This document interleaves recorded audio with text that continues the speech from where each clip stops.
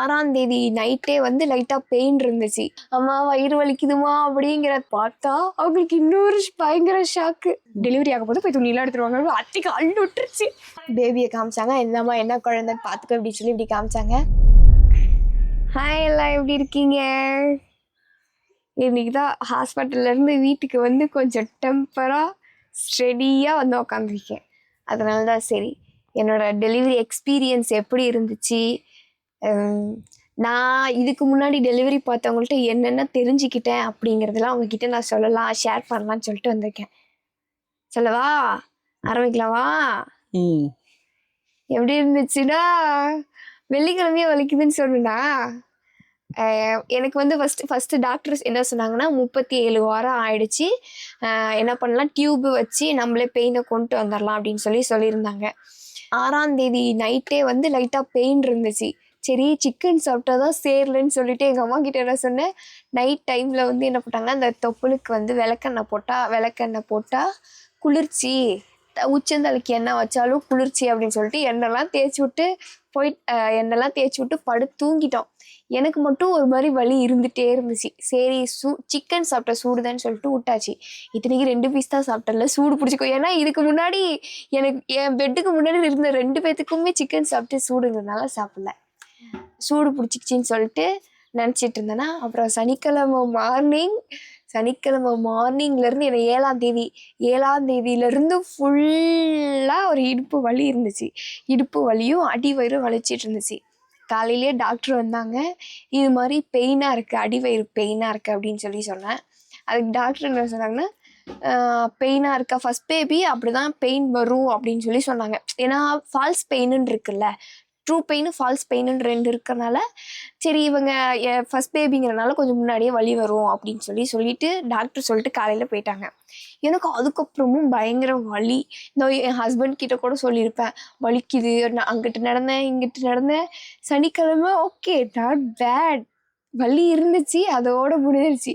சனிக்கிழமை ஒரு ஈவினிங் வரைக்கும் அந்த பெயின் வந்து நார்மலாக ஒரு இடுப்பு வலி, வயிறு வலி, அடி வயிறோட வலியோட மட்டும்தான் இருந்துச்சு. சனிக்கிழமை நைட்டு செம்ம பெயின், அது சொல்லவே வார்த்தை கிடையாது. அதனால என்ன சொல்லிட்டு அத்தைக்கிட்ட சனிக்கிழமை காலையில் இது மாதிரி துணியெலாம் எடுத்துகிட்டு வந்துருங்க, நீங்கள் இங்கே இருந்துக்கோங்க தான் சொல்லி அத்தையும் ஸ்டே பண்ண வச்சுட்டா. எனக்கு 37 வாரம் வந்து வெள்ளிக்கிழமை லைட்டாக பெயின் இருக்குன்னு சொன்ன உடனே அம்மா என்ன பண்ணிடுச்சு, ஓகே டெலிவரி பெயின் அம்மா முடிவு பண்ணிடுச்சு. அதனால பாப்பாவுக்கு தேவையான துணி பேக்கிங் எல்லாமே பேக் பண்ணிட்டு சனிக்கிழமை காலையில் அங்கே வந்துருச்சு.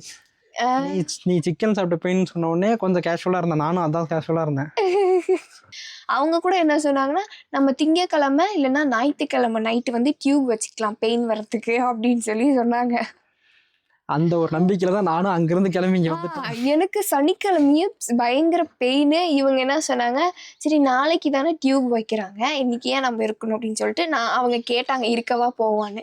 நான் நாளைக்கு தானே டியூபு, நாளைக்கு கையோட இருந்துக்கோங்க, அதுக்கப்புறம் தொடர்ந்து இருக்கிற மாதிரி இருக்கும் நைட் டைம்ல அப்படின்னு சொல்லிட்டு இவங்களை என்ன பண்ணிட்டு வீட்டுக்கு இவங்களை அமைச்சியும் விட்டுட்டேன். ஆனால் பெயின் அப்படியே லேட் டைம் ஆக ஆக ஆக ஆக பெயின் பயங்கர பெயின். அப்புறம் சனிக்கிழமை நைட் வந்து எங்கள் அத்தை மடியில் கொஞ்ச நேரம் படுத்துட்டு, அத்தை வயிறு வலிக்குது அப்படிங்கிற எங்கள் அத்தை நீவே விடுறாங்க.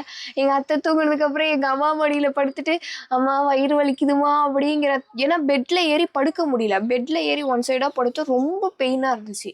நேராகவும் படுக்கக்கூடாதுன்ட்டாங்க, இடுப்பும் அமுத்தி விடக்கூடாதான், ஏன்னா அந்த பெயின் வந்து குறைஞ்சிருமா. நேச்சுரல் பெயினுங்கிறனால இடுப்பு அமுத்தி விட்டோம்னா பெயின் குறைஞ்சிரும் அப்படின்னு சொல்லிட்டாங்கன்ட்டு இடுப்பும் அமுத்தி போட்டு தரையெல்லாம் அடிச்சுக்கிட்டு திரும்ப அம்மாவும் ஒரு கட்டத்துக்கு மேலே தூங்கிட்டாங்க, அத்தையும் ஒரு கட்டத்துக்கு மேலே தூங்கிட்டாங்க. இவங்களெல்லாம் பார்த்தா வேலைக்கு ஆகாதுன்னு நான் நடந்துகிட்டே இருந்தேன். நான் பாட்டுக்கு நடக்கிறேன். அப்புறம் ஒரு விடிகாலம் வந்துருச்சு, ஒரு 3 மணி. டைமிங் பார்க்க கூட எனக்கு நேரம் இல்லை, அந்த அளவுக்கு ஒரு பெயின். என்னோட கெஸ்ஸிங் படி ஒரு விடிகாலம் ஒரு 3-4 மணி இருக்கும். அந்த டைமிங்கில் என்னாச்சுன்னா அடிவயிறு வந்து அவங்க சொல்லுவாங்க, பேபி தலை கீழே இறங்கிடுச்சுன்னா யூரின் வர மாதிரி ஒரு ஃபீல் இருக்கும் அப்படின்னு. அந்த ஒரு ஃபீல் வந்துருச்சு எனக்கு. நான் ரெஸ்ட் ரூமுக்கு போகிறேன், நான் ரெஸ்ட் ரூம் வரவே இல்லை, அங்கிட்ட இங்கிட்ட அப்புறம் நடந்துகிட்டே இருந்தேன். ஆல்மோஸ்ட் எப்பயும் வந்து ஒரு 5 o'clock பக்கம் வந்துருச்சு. 5 o'clock எப்பயுமே 5 o'clock ஸ்கேன் பண்ணுவாங்களா, அன்னைக்குன்னு பார்த்து ஞாயிற்றுக்கிழமை 6 மணிக்கு தான் ஸ்கேன் பண்ணாங்க. அந்த பெயின் அவ்வளோ பெயின். என்ன சொன்னாங்க, எனக்கு வந்து வெர்ஜினலா வேற கை விட்டு பார்க்கணுமா, அதனால என்னை ஸ்கேனுக்கு லாஸ்டா போட்டாங்க. அந்த பெயின்லயே அப்படியே இப்படி கமுந்தே படுத்து கிடந்த ஐசியூல. அதுக்கப்புறம் ஸ்கேன் பண்ற மேமே ஷாக்கு. என்னை ஸ்கேன் பண்ணி பார்த்தாங்க. ஸ்கேன் பண்ணி பார்த்ததுல வந்து வயிறு நல்லா கீழே இறங்கிருச்சு. அவங்களுக்கு தெரியும்ல பேபி நல்லா கீழே இறங்கிருச்சு தெரிஞ்சிருச்சு. அப்புறம் வெர்ஜினால கைவிட்டு பார்த்தா அவங்களுக்கு இன்னொரு பயங்கர ஷாக்கு. ஏன்னா பேபி வந்து மொத்தமா 10 mmக்கு வந்து கீழே வர மாட்டேக்கு. எனக்கு 4 இது வந்துருச்சு. 4ங்கிற 7 வந்துருச்சு. 7 mm கிட்ட வந்துருச்சு. வந்ததுக்கப்புறம் உடனே இப்படிங்கிறது கூட இல்லை, இந்த சுடக்கம் போடுற நேரம் கூட இல்லை. அபிநயாவோட அட்டன்ட் யாருன்னு சொல்லி கேட்டாங்க. அம்மா வெளியே போயிட்டாங்க. அத்தை தான் கொடுக்கணும் வந்தாங்க. டெலிவரி ஆக போது போய் துணியெல்லாம் எடுத்துருவாங்க. இந்த 2 வார்த்தை தான் சொன்னாங்க. டெலிவரி ஆக போது போய் துணியெல்லாம் எடுத்துருவாங்க. அத்தைக்கு அள்ளு விட்டுருச்சு. ஐயோ, நானும் கேஷுவலாக, எனக்கு அந்த வலி மட்டும்தான். நானும் கேஷுவலாக இருக்கேன். இத்தனைக்கும் வந்து அந்த டெலிவரி ஆக போகிற டைமில் பிபி செக் பண்ணுறது, ஹார்ட் பீட் செக் பண்ணுறது, அது எதுவுமே இல்லை. அப்புறம் போயிட்டு 6:10க்கு எனக்கு நல்ல டைமிங்லாம் ஞாபகம் வச்சிருக்கேன். 6:10க்கு வந்து அந்த பனிக்கூட தண்ணியை வந்து உடச்சி விட்றாங்க. அவங்களே உடச்சு விட்டாங்க. அவங்களே தான் உடச்சி விடுவாங்க. 6:10க்கு வந்து பனிக்கூட தண்ணியை ஒரு ஊசி மாதிரி வச்சு குத்தி அதை உடச்சி விட்டோடனே புஷ் பண்ணணும். எனக்கு புஷ் பண்ண தெரியல. அவங்க வந்துட்டு ஹார்ட் பீட், பேபியோட ஹார்ட் பீட் வந்து கேட்டுட்டே இருப்பாங்க. அதை வேற ஒரு கையில பிடிச்சிக்கணும். இப்படி பிடிச்சிட்டே பேபியோட ஹார்ட் பீட் கேட்டுட்டே இருப்பாங்க. அவங்க என்ன சொன்னாங்கன்னா, டாக்டர் வந்து ஒரே வார்த்தை சொன்னாங்க, உனக்கு வலிக்கிறப்ப முக்கிடு அப்படின்னாங்க. எனக்கு இந்த இடுப்பு வலியில பேபி வலியே தெரியல. சீரியஸா நான் அப்படிதான் படுத்திருந்தேன். அந்த அம்மா போயிட்டு வருது, அம்மா என்னம்மா நீ இன்னும் முக்காம இருக்கு, என்னால பேபி பாதி தலை வந்திருக்குன்னு தலை தெரியும்னு பார்த்தேன் அப்படிங்கிறாங்க. அப்ப எந்த அளவுக்கு எனக்கு இடுப்பு வலி இருந்திருக்கும். ஊசியே போடலையா? ஊசியே போடல. இப்படிங்கிறதுக்குள்ள டெலிவரியே வந்து படுன்ட்டாங்க. எங்கிட்ட ஊசி போடுறது.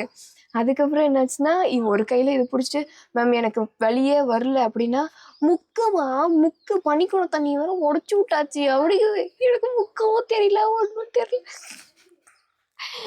அதுக்கப்புறம் யோசிக்கிறேன், அந்த சிஸ்டர் பாப்பாங்கலாம் வந்தாங்கல்ல, அவங்கலாம் வந்து 5 நாள் மோஷன் போலனா எப்படி முக்குவியோ அப்படி முக்கணுமா. அதுவுமே எனக்கு ப்ராக்டிஸே வரவே இல்லை. போக போக நானா முக்கி கத்துறேன். அம்மானு பட சீனு தானே, படத்துல ஆடு கத்துவாடுங்க அம்மானு. நானும் அந்த சீன்லாம் ஞாபகம் வந்து ஆடு கத்துறேன்.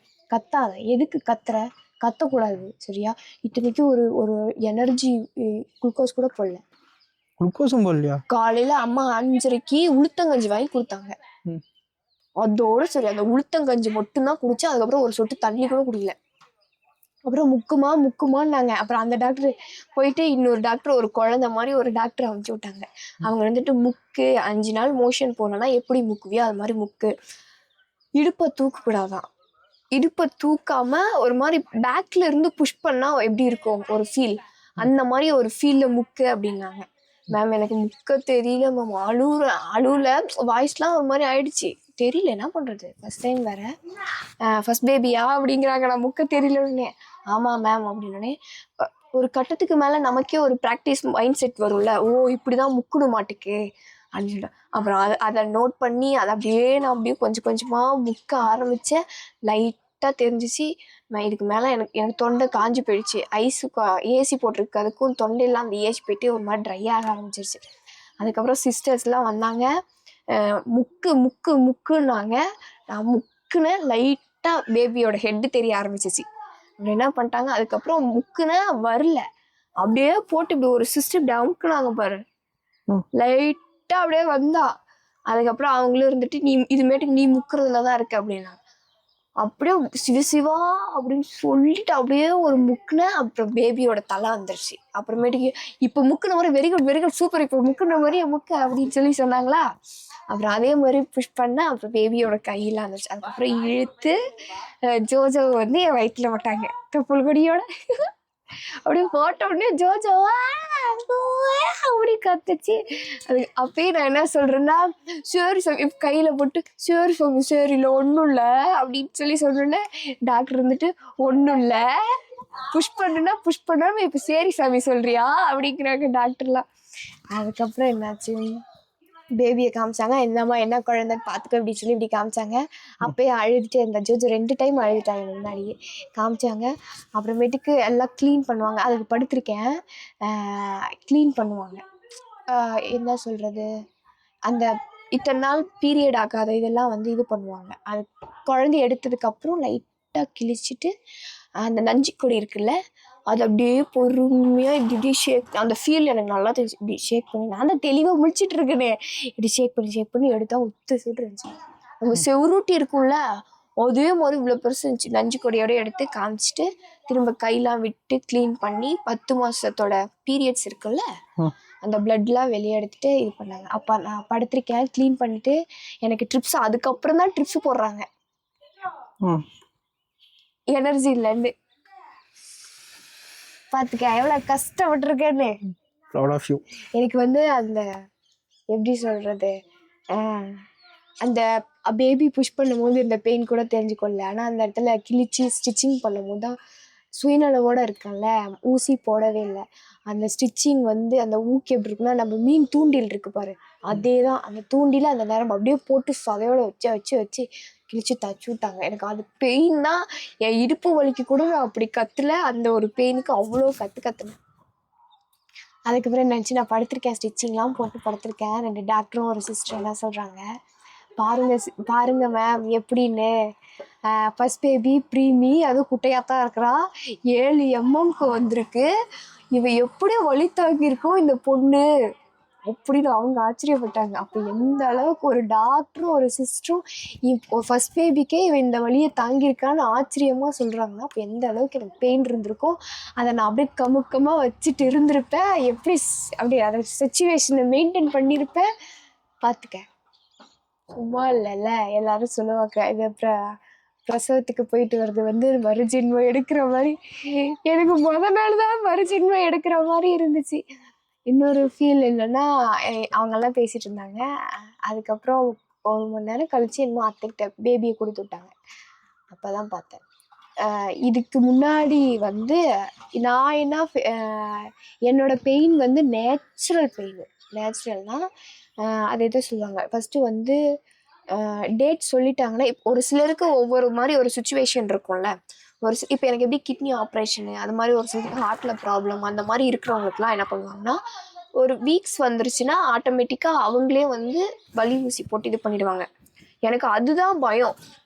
வலி ஊசி ஃபஸ்ட்டு மருந்து வைப்பாங்க, அதுக்கப்புறம் டியூபு, அதுக்கப்புறம் ஜெல்லு, இதெல்லாம் 3யும் வச்சு தான் அந்த ஒரு பிரசவ வலியை கொண்டு வருவாங்க. ஆனால் எனக்கு அது நேச்சுரலாக வந்தது. அந்த பெயினையும் நான் தாங்கிக்கிட்டேன்.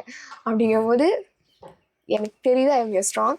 இன்னொன்று என்னென்னா, அழாதீங்கன்னு சொன்னீங்க, என் ஹஸ்பண்டும் அழாதன்னு சொன்னதுனால என்னோட பிரசவத்துக்கு கூட ஐயோ என்னால் முடியலையே, என்னோட அந்த இடுப்பு வலியில் கூட நான் அழுவவே கிடையாது. நான் அழுத ஒரு சீன் என்னென்னா, என்னை என் ஹஸ்பண்ட் வந்து பார்க்க வராரு, பார்க்க ஐசியூக்கு முன்னாடி நிற்கும் போது தான் அந்த ஒரு அழுவியே நான் ஃபஸ்ட் டைம் என் கண்ணிலேருந்து இந்த ஒரு சொட்டு தண்ணி, அந்த சனிக்கிழமை வராத தண்ணி, ஞாயிற்றுக்கிழமை வராத தண்ணி, ஞாயிற்றுக்கிழமை அவ்வளோ பெயின்லேயும் வராத அந்த ஒரு கண்ணு தண்ணி, நான் பேபியை பெற்றுட்டேன் அப்படின்னு ஒரு சந்தோஷத்தில் என் ஹஸ்பண்ட் கிட்ட அப்போ தான் அழுத ஐசியூலேருந்து. நீ எவ்வளோ போல அவள் அழுவக்கூடாதுன்னு சொன்ன ஒரு வார்த்தைக்காக ஸ்ட்ராங்காக நம் ஜோஜோ வந்து பெற்றெடுத்துட்டேன். ஜோஜோ பெற்றதுக்கப்புறம் அதுக்கப்புறம் பெற்றுட்டு 2 நாள் அலைஞ்சனா, 2 நாள் அலைஞ்சது சளி வேற பிடிச்சிருச்சு. வலி வந்ததுன்னு எனக்கு தெரியும், ஹாஸ்பிட்டல் கூட்டு போயிட்டாங்க அப்படின்றது தெரியும். நான் உடனே கிளம்பிட்டேன். எல்லாமே கிளம்பி பஸ்ஸில் உட்காந்து சொன்னோடனே பஸ்ஸில் அழுதுட்டு ஏன் அழுகுறன்னு ஃபஸ்ட்டில் ஒருத்தர் கேட்டார். டெலிவரி ஆயிடுச்சுன்னா ஒய்ஃப்க்கு இருக்குன்னு சொல்லி ஒரு ஃபீல் பண்ண அவர் நல்லா விஷயம் நல்லா தான் நடந்திருக்கு, போய் பாருப்பா அப்படின்னு சொல்லி சொன்னார் அவர் அண்ணா. உண்மையிலே I am proud of you தான்.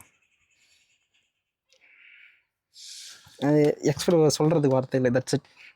ஐயா, நீ இருந்த சப்போர்ட் தான் என் பக்கத்துல இல்லை. நான் இல்லை, என்னோடைய சப்போர்ட்டையும் இல்லை, நான் இல்லை, என்னோட சப்போர்ட்டையும் தாண்டி உனக்கு நிறைய பேர், எவ்வளோ பேர்ல ஒரு ஒவ்வொன்றையும் சொன்னாங்கல்ல, அவங்களோட சப்போர்ட் ஸ்டார்டிங்ல இருந்து இப்போ வரைக்கும் எதையோ ஒரு கமெண்ட்ஸ், இது பண்ணுங்க இது பண்ணாதீங்க அப்படிங்கிறது நான் நிறைய தெரிஞ்சுக்கிறேன். உண்மையாலுமே கமெண்ட்ஸில் தான் ஒவ்வொரு கமெண்டும் படிக்கும்போது இதெல்லாம் பண்ணணும், இதெல்லாம் பண்ணக்கூடாது அப்படிங்கிற விஷயத்த வந்து நான் தெரிஞ்சுக்கிறேன்.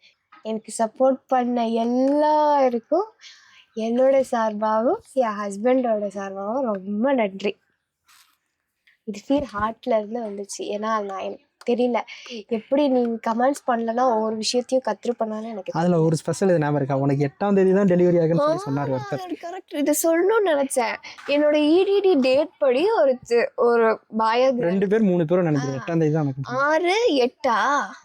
6/8 சொன்னாங்க. கரெக்டா 6ஆம் தேதி எனக்கு வலி பிடிச்சிச்சு. 8ஆம் தேதி ஜோஜோ பிறந்தாச்சு. அது எப்படி சொன்னீங்கன்னு தெரியல. அந்த கமெண்ட்ஸ் பண்ணவங்க இருந்தீங்கன்னா நான் தான் சொல்லுங்க. அவங்ககிட்ட ஜாலியாக பேசுகிறேன். என்னால் முடிஞ்சது. இதுதான் என்னோட டெலிவரி எக்ஸ்பீரியன்ஸ். என்னோட ஜோஜோ சார்பாகவும் எங்களோட நன்றிகள்.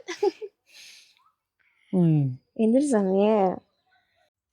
கேர்ள் பேபியா பாய் பேபியான்னு நிறைய பேருக்கு தெரிஞ்சிருச்சு. உங்களுக்கு நிறைய பேர்த்துக்கு முக்கால்வாசி பேர்த்துக்கு தெரிஞ்சிருச்சு.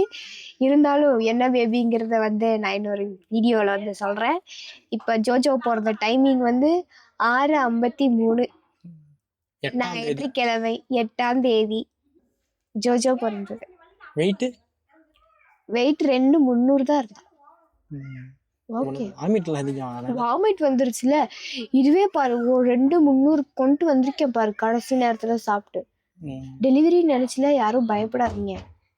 பயம்தான் நம்மளோட பாதி எனர்ஜியை வந்து என்ன பண்ணும், அப்சர்வ் பண்ணிடும். போல்டா இருங்க, அதுதான் உண்மை. போல்டா இருந்தா மட்டும்தான் அச்சீவ் பண்ண முடியும். கூட இருக்கவங்களே நிறைய சப்போர்ட் பண்ணுங்க தயவு செஞ்சு.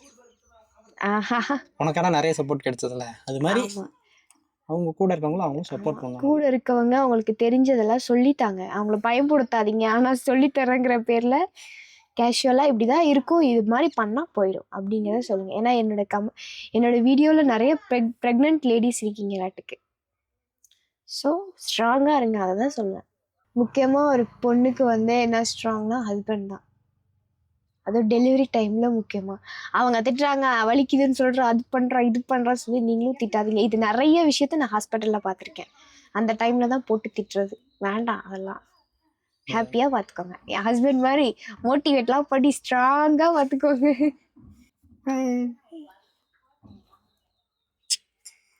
சரி, பாய் சொல். இப்போ பாய் சொல். ஏதோ வீடியோவில் வச்சுருக்காங்க என் ஹஸ்பண்ட். அதெல்லாம் இன்னொரு வீடியோவில் பார்க்கலாம். அது வரைக்கும் தொடர்ந்து இணைப்பில் இருங்கள். பாய் பாய். ஜோஜோ நீ பாய் சொல். டாடா.